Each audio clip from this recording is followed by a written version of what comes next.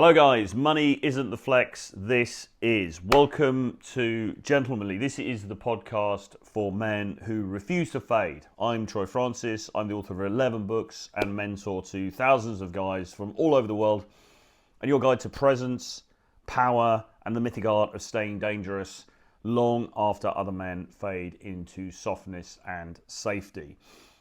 Okay, so you've got the car, you've got the suit, you've got the Instagram feed, but she's still lukewarm. Why?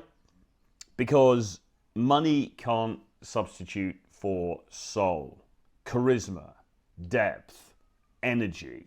You can't buy presence. You become it. Okay? So, money. It isn't the flex. This is, right? This is the title for the podcast.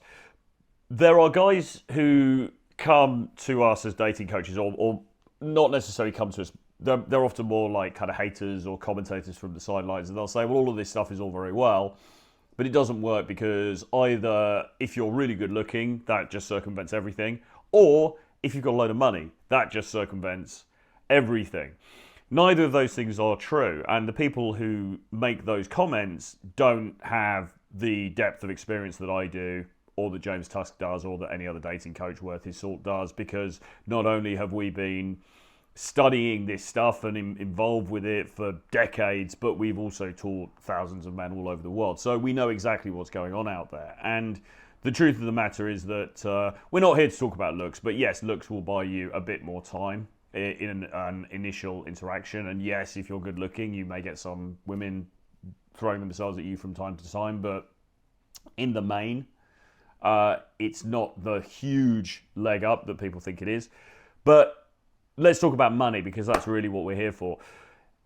There is a perception that if you've just got enough money, you are going to get women. Now, that is not true.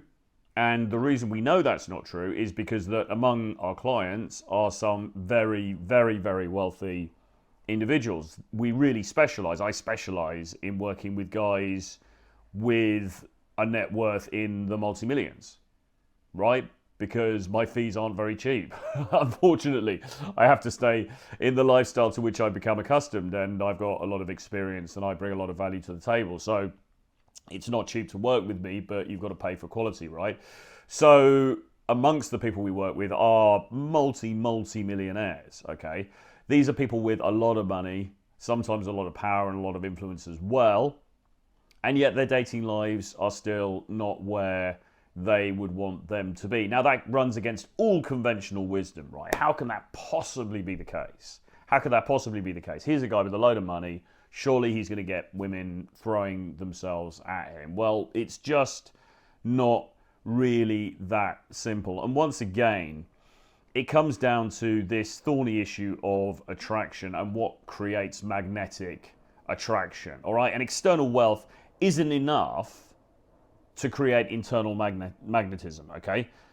And even Mr. Tristan Tate, of all people, spoke to this point a few years ago when I met him. He was saying that, and I think he said this publicly on social media platforms as well, that, yeah, money is great because it allows you to have good experiences with the woman. So you can go and hire a car and you can drive across Italy, you can go to the south of France, you can just at the drop of the hat go to Mexico or do some kind of crazy amazing things together.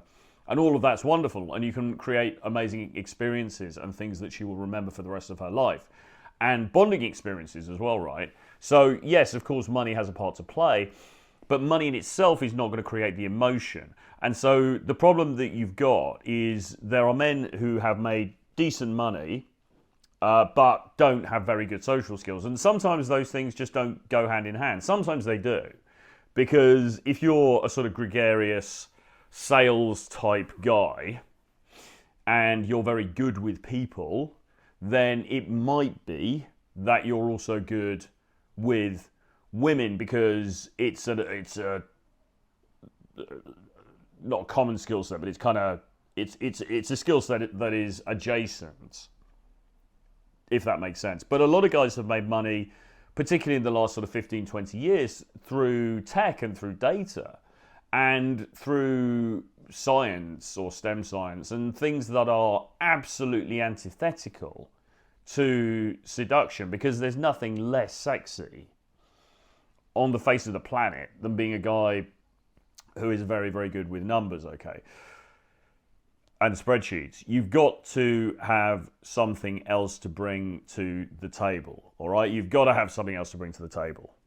And what that thing is your personality and your presence and your energy. And once again, we come up against this roadblock of slightly esoteric stuff, which is very, very real and very, very tangible in male to female interactions, but which requires a little bit of unpacking to ensure that it doesn't sound too woo-woo to the average listener, particularly if you are one of those guys listening to this who is super logical and is super linear in your thinking. And it's really hard. I mean, we have to work very, very hard sometimes with men in this category to help them to unlearn sometimes decades-long wiring that has been put into place that has taught them to think in a certain way and to think very, very logically and to be problem solvers. And all of those things are great, right? All of those things are great in terms of building a product, in terms of finding solutions to problems, in terms of creating innovations that are going to change the world, etc., etc. Are they good in terms of interacting with the opposite sex in a nightclub in Malibu? No, not really. In fact, as I say, if anything, they are antithetical to that, which is a problem, okay?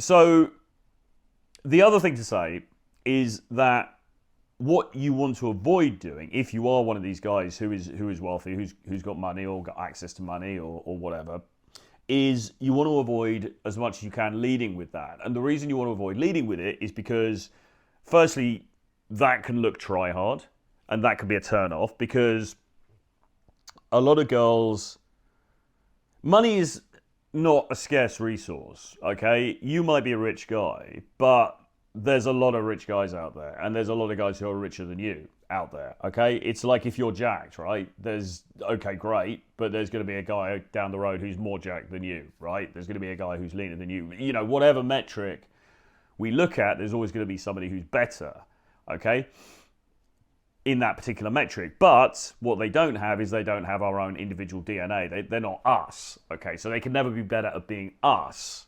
And that's what we have to lean into, right? It's that uniqueness, okay? It's that personality, it's that energy, if you want to use that term again, that we have to bring to the table and we have to showcase. That's the point of difference. It's not the being jacked as such, and it's not the being rich as such that we want to lead with, because that's just going to make us look like, okay, this guy's a one-trick pony, this is the only thing he's got, and actually, if I went on Hinge or Tinder, I could meet somebody with even more money than him. Or if I go on Seeking, I could meet somebody with even more millions than this guy. So what's so special about this dude, right? And this is, again, why you have to bring something else to the table. So you don't want to lead with the money conversation. And secondly, there is the danger of being targeted by gold diggers, all right? Now, the gold digger thing gets massively over talked about in the men's online space, and there's the old joke, well, if you're earning 40k a year as a cashier and you think that the gold diggers are a problem, then they're really not. They're really not. You know, nobody's digging for your gold. But if you are genuinely of a high net worth and you're a bit clueless with women, and again, we've met guys like this, we've trained guys like this, we've worked with guys like this many times, then what tends to happen in their dating lives is either they get these dry spells where nothing really happens and they don't really meet anybody, and then they do meet somebody, but the person or the women that they meet are very transactional, and they are... There's a lot of grey areas here, there's a lot of nuances. We could do a whole show on sort of sugary type relationships, but it's not that they're necessarily outright asking for money, but they're certainly looking for something transactional, which is not really what you want, because what you really want, and I think what all of us want, is just to be loved. We just want to be loved for ourselves. You know, you don't want a girl who's just there because you might buy her a Chanel handbag, right? You want a girl who's there because she actually likes you. Now, if you then choose to buy her a Chanel handbag down the line at some point because you really like her and that's what you feel like doing, then fine. That's great. But it shouldn't be the reason that she's there. You want genuine desire, as Rollo Tomassi used to call it. Okay, that's what you really want. You want somebody who's actually there for you, who actually likes you. So it's another reason not to lead with money, right? Because that's not the real flex. Okay. The key thing, and this is somewhat hard to articulate, but I'm going to try, is to have a luxury mindset. Okay, so it's standards, not stuff. I used to have a client who lived, well, I won't tell you where he lived, but he lived in a kind of island paradise somewhere, and he used to he was a very wealthy guy, he had a lot of money, and he used to basically lead with the fact that he owned jet skis, and he owned various properties around the island and whatever, and he literally started a conversation with a girl he'd meet in the Starbucks or something like that, and said, "Hey, have a look at my jet skis," and like get his phone out and start showing the photographs, and stuff like that. And to be fair, I mean, some girls would be quite impressed by that and sort of take it in, like, "Oh wow, okay, cool." But they would be the gold diggery type of women that you want to avoid, you know. I mean, no real self-respecting, high-value woman is going to go for that, particularly if the person doesn't have a lot of personality to back it up with, okay? You need to be able to sit down with somebody, and you shouldn't even, and this again was something that Mr. Tate emphasized to me, you shouldn't, there should never be a conversation about money. There should never be a conversation about, oh well, I'm banking this, or this was my bottom line last year, or whatever. It shouldn't be about that. Now, if you're into watches, you can wear a nice watch and stuff like that. Obviously, you can wear nice clothes. Where you take her is gonna give her an impression of the kind of guy you are, the kind of standards you have. But again, it should be about a luxury mindset, about standards. It's not about things, okay? And maybe this is just me coming at this from a personal point of view, because I'm not very materialistic. I'm a bit materialistic, you know. I like nice clothes. I like, but that's kind of it, really. I like nice clothes. What else do I like? Don't know. That's it, really. I like nice clothes, and then I like nice experiences. I like going to nice places.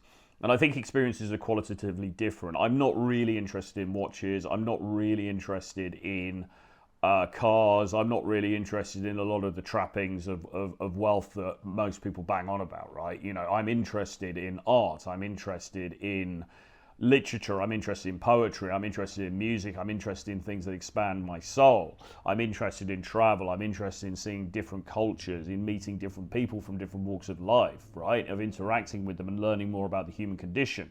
I'm not interested in having a watch that costs as much as you can buy a mansion for in Loughborough. It's just not really my thing. Obviously, yeah, if I got one, yeah, great, cool. I might wear it. I'd have to be very careful in London because apparently we're in the the top watch theft place in the whole world here. But you know, whatever. Okay, but it's not my primary interest. I'm not really materialistic in that way. So maybe my own bias is coming through somehow here. But equally, I wouldn't want to be attracting women who are primarily materialistic either. Now, a bit of materialism is okay. You know, I often date women who are stylish, who are well dressed, who are well groomed, who have very nice clothes, a very good sense of style. And it doesn't mean they're spending a fortune. They could be going to Zara and buying a lot of their stuff, and that's fine. But they've got a good style. That's the important thing. So yes, I like that. That's fine. And like I said, I'm a bit materialistic, but I'm not very materialistic, and it's not what I like to lead with. Okay, I'll probably go to nice places with them on a date. I'll probably take them to a nice, I'm not going to say restaurant, but that would be for dates down the line. But I would take them to a nice bar. We would stay in nice places if we were dating. We went on holiday. We would go to nice restaurants if we are dating and we are together and properly, not as a first date, but you know what I'm saying, down the line. Experiences together, fabulous. Materialistic things that I'm just buying for her or implying that I can just buy for her, not so much. That's not my bag. And the truly high value man is emotionally sovereign, right? He's not really affected by this stuff, you know, the external trappings of wealth. I mean, it's all nonsense there anyway, and we all know that it's nonsense, right? And this is why you get all those Instagram memes about how Zuckerberg and Bezos and these other people wear the same clothes every day, or they're not bothered about clothes and things like that. Billionaires, you know, they dress down. It's the middle classes that really keep the luxury fashion houses afloat, because they're the people that buy all the crap, all the logoed crap, you know, that makes LVMH and all these other companies so much money. It's not the really wealthy people. They're not interested. They don't like labels. They don't like all of that ostentatious stuff, right? It's kind of tacky. It's a bit tasteless. It's the middle class people, and to some extent the lower class people who keep it afloat, right? So the truly sovereign individual, he doesn't care about that. Now, that doesn't mean that you can't be stylish, okay? And it doesn't mean that you can't wear a nice, well-cut suit.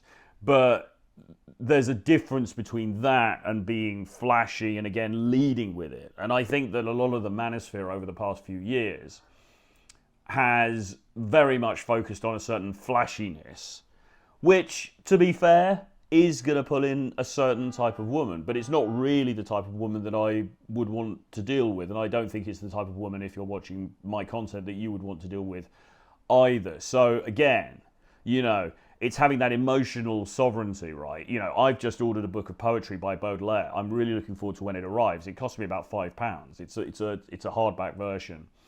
The reason that I bought it was because I was in a hotel recently and they had a copy of it, and it was a really, really nice edition. And I like Baudelaire anyway, and I had a look at some of it and I thought, this is great. And I'm really looking forward to receiving that, okay? It cost £5.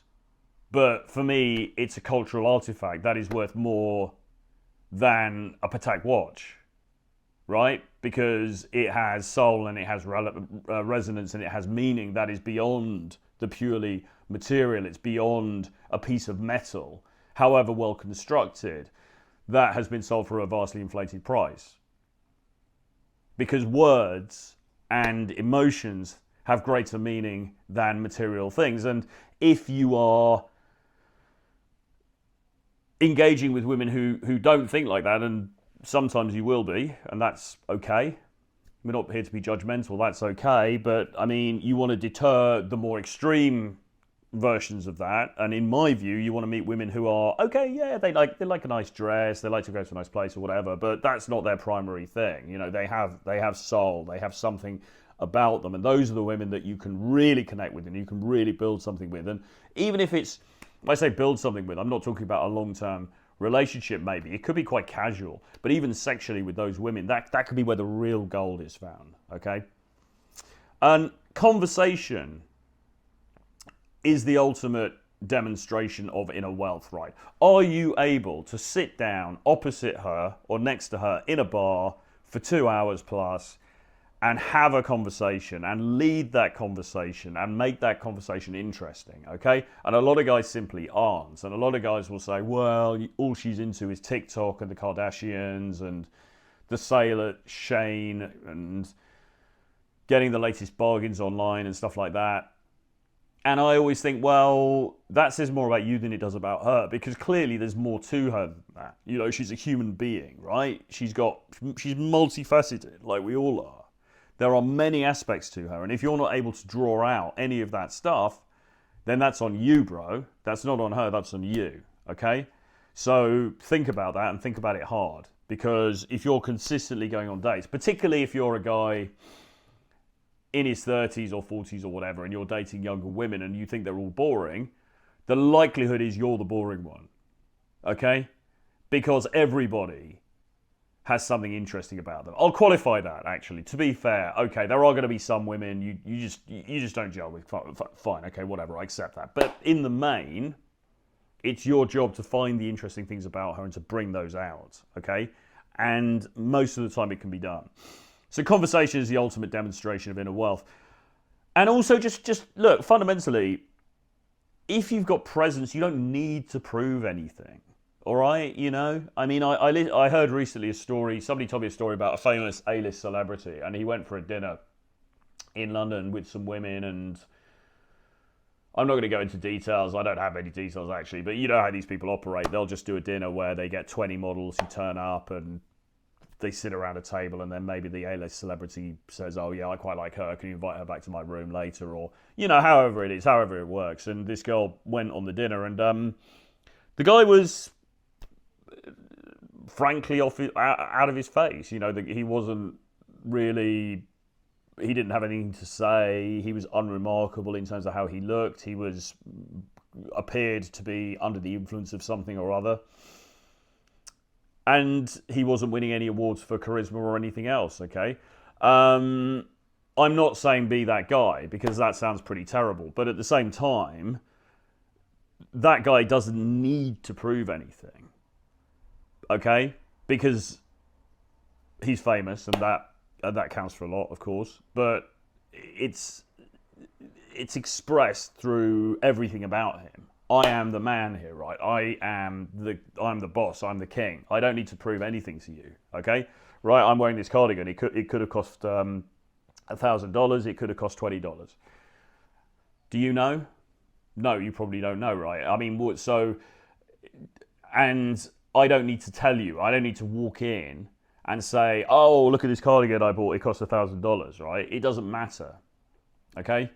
Your demeanor, the way that you come across, the way that you present yourself, the way that you converse, the way that you hold eye contact, the way that you treat her as not merely an equal, but in fact as somebody that you are qualifying, all right? She should get the sense from you that you are worldly, that you are likely somebody who does actually have wealth and power and influence. But subtlety, you know, subtle wealth, stealth wealth, they talk about this a lot these days, not just in terms of dating at all, actually, but in terms of fashion and so on. Stealth wealth, right? You know, it's not about being this obvious, braggadocious buffoon who's leading with the fact that he's got a lot of money. It's tacky as hell. You're going to attract women that are not suitable, certainly not for anything long term, and who are going to kind of suck you dry, and not in a good way. And it's just a bad look, right? So again, money isn't the flex. The flex is being able to conduct yourself as a true gentleman. And the high quality women that you want, the attractive, the really high quality women that you want, are going to pick up on that, because they've seen through enough of the fakers. And, you know, and listen, a lot of these dudes, the credit cards are maxed out. They're not in a good space financially.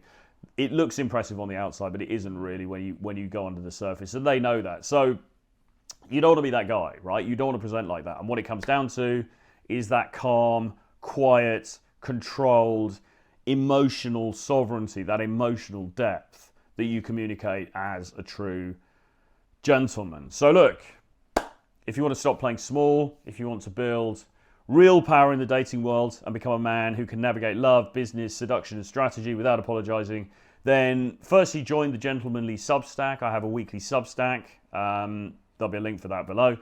And go to the paid option so you get all of the articles. We're going to be starting a gentlemanly community very soon online, so look out for that. You can do some one-on-one coaching with me too, to talk about any of the issues we talked about, and particularly dating, romance, love, and all that stuff. Just drop me an email, troy@realtroyfrancis.com, or DM me on one of my social platforms and put your WhatsApp details if you have them, and we can have a chat, and we can take it from there. I hope you enjoyed this episode. I'll see you guys again very soon. Bye-bye.